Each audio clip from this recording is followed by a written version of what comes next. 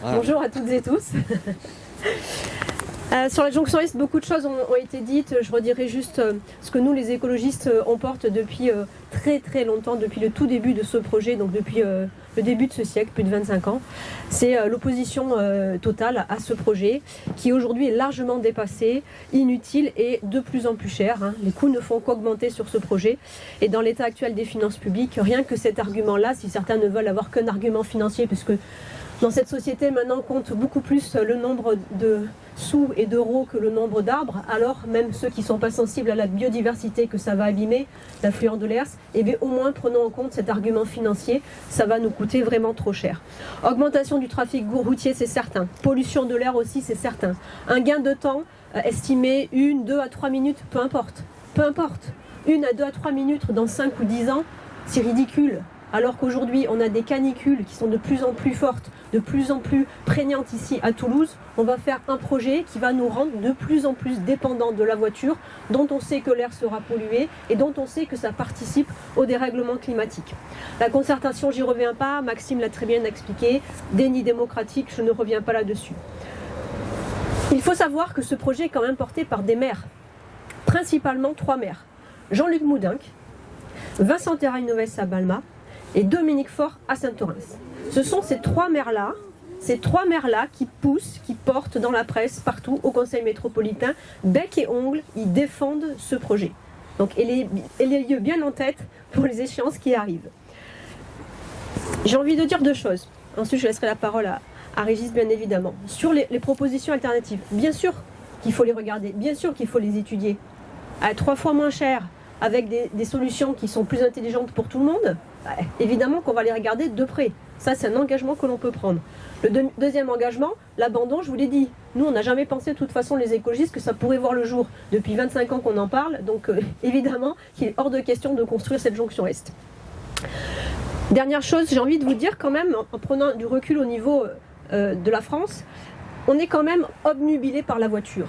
Il faut quand même l'avoir en tête et se rendre compte de ça par des chiffres. Parce que très souvent, nous écologistes, on nous dit vous êtes anti-voiture.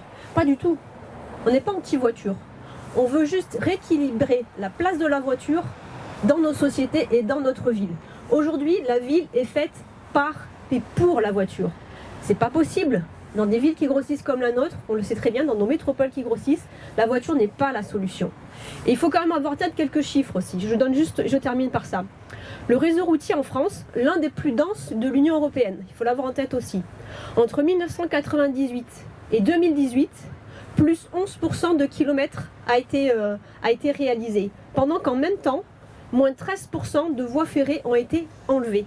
Donc on voit bien que ce sont des choix politiques où on favorise tout le temps le tout voiture et on met de côté d'autres moyens de transport beaucoup plus vertueux.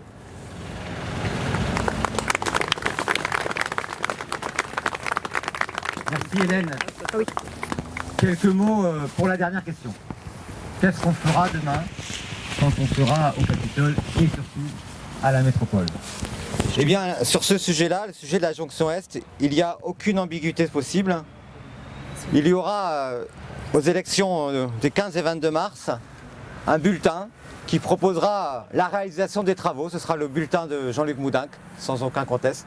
Peut-être d'autres qui ne sont pas venus aujourd'hui, j'imagine que vous avez invité tout le monde. Et d'autres bulletins. Et sur notre bulletin, sur le bulletin où nous serons présents, ce sera clairement l'abandon de ce projet. Tu disais tout à l'heure, il serait choquant que des travaux commencent avant les élections. Non, il ne serait pas choquant, il serait scandaleux que les moindres travaux commencent parce qu'il y a eu une déclaration d'utilité publique qui est prononcée aujourd'hui avant les élections des 15 et 22 mars 2026.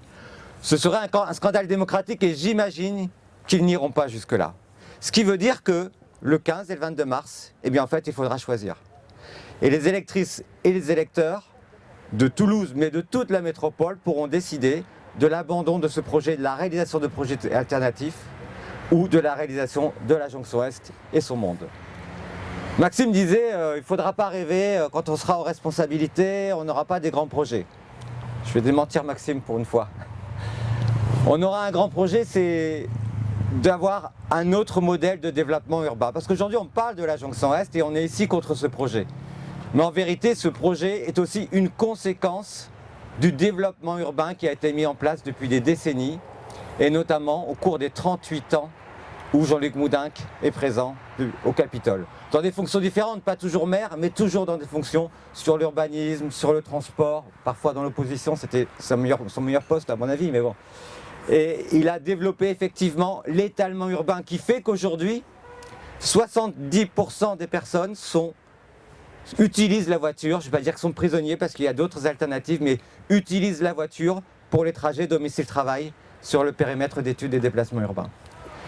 Et nous devons mettre en place un autre modèle de déplacement urbain, c'est-à-dire une alternative pour la jonction Est, mais surtout une alternative politique sur l'ensemble de la métropole. Moi, je me réjouis qu'il y ait des candidats toulousains, mais aussi des candidats de Saint-Orens, Aude, de Balma, Jean-François, parce que si nous gagnons les élections dans ces 3 villes en mars prochain, eh bien, je suis sûr que ce projet sera abandonné et surtout qu'il y aura un autre horizon politique que l'on saura proposer. Merci.